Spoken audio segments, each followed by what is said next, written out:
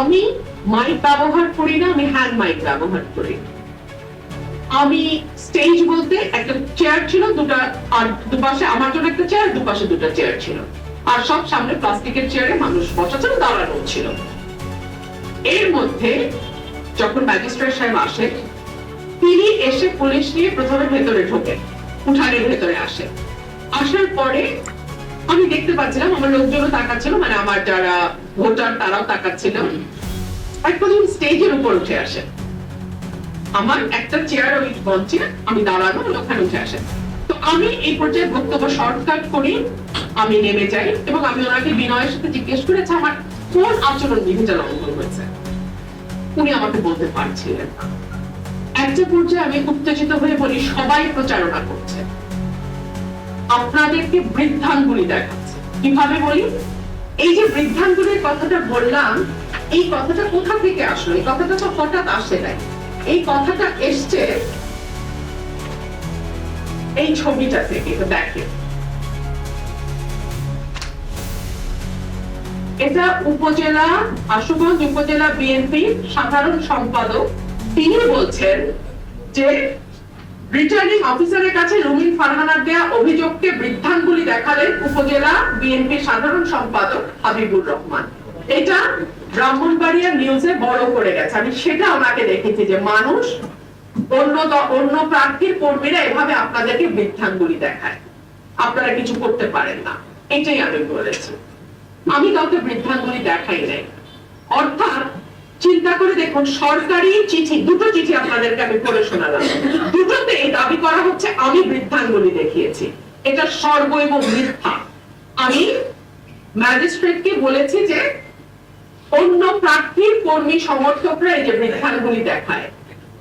আপনারা একটু দয়া করে এটা দেখুন, সবাই দেখুন ছবিটা নিয়ে। এটা নিউজও হয়েছে, এটা বড় হচ্ছে, এই যে দেখেন।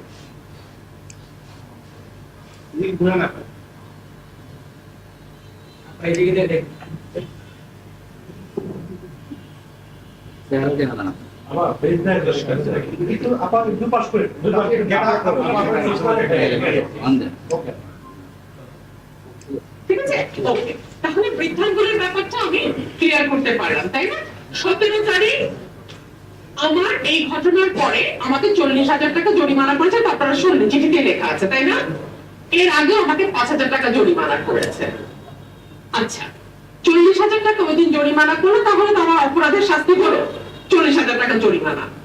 তারপরে দ্বিতীয় অ্যাকশন হলো উপজেলা নির্বাহী অফিসার বা ইউনো, তিনি চিঠি পাঠালেন অনুসন্ধান ও বিচারিক কমিটি, নির্বাচন অনুসন্ধান ও বিচারিক কমিটি। তার মানে এক অপরাধের জন্য আমার 2 নম্বর শাস্তি। এখানেই থামলো।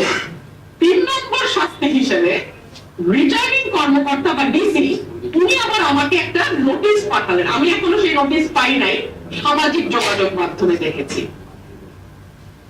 ঠিক আছে, তাইলে কি হলো? একটা অপরাধের জন্য আমাকে 3 জায়গায় শাস্তি দেওয়া হলো, 40,000 টাকা জরিমানা, অনুসন্ধান কমিটির কাছে রিপোর্ট, এবং ইউনো ডিসি আমাকে শোকজ নোটিশ করা। এক অপরাধে 3 সাজা। এই প্রশাসনের অধীনে আমি কেমন করে নির্বাচন করি, যারা অলরেডি এতটা বায়াসড? আচ্ছা, এইবার আসেন। আজকে সকালে আমি রিটার্নিং কর্মকর্তার কাছে গিয়েছিলাম এবং সেখানে গিয়ে আমি বলেছি বিএনপি জোটের যিনি প্রার্থী জুনায়েদ আল হাবিব, তিনি কিভাবে জনসভা করছেন এটা কি আপনারা জানেন না? জানেন। আমি এই সকল কিছু জুনায়েদ আল হাবিবের ফেসবুকে গেলে আপনারা দেখবেন বিরাট বিরাট স্টেজ করে বিরাট ভাবে উনি প্রোগ্রাম করছেন, বিশাল স্টেজ, লোক যাই হোক, স্টেজ অনেক বড়, মাইক আছে, সাউন্ড সিস্টেম আছে, সব আছে। আর আমি একটা হ্যান্ড মাইক নিয়ে চলি। এরপরে উনি গরু জবাই দিয়ে মানুষ খাওয়াচ্ছেন। বিএনপি জোট প্রার্থী গরু জবাই দিয়ে মানুষ খাওয়াচ্ছেন শাহবাজপুর। তারপরে বিএনপি জোটের প্রার্থী বলছে কোনোভাবেই রুমিন ফারহানাকে ভোট দেওয়া যাবে না, বহিষ্কৃত রুমিন ফারহানার কাছে কেউ যাবেন না, জুনায়েদ আল হাবিব। সময় টেলিভিশনে নিউজ আর নেই। এগুলো যখন যখন আমি ডিসি সাহেবকে দেখালাম এবং দেখি ওনাকে বিনীতভাবে প্রশ্ন করলাম, আমি তো এখন পর্যন্ত 45,000 টাকা জরিমানা দিয়েছি, বিএনপি জোটের প্রার্থী কত টাকা জরিমানা দিয়েছে? আমি 1.5 ঘন্টা ওনার সামনে বসে থেকেও এই অঙ্কটা ওনার কাছ থেকে জানতে পারলাম না। ওনারা জানেন না বিএনপি প্রার্থী জরিমানা দিয়েছে কিনা। তার মানে এই যে এতগুলো document, full of videos and photos which clearly shows the way he is conducting his election campaign,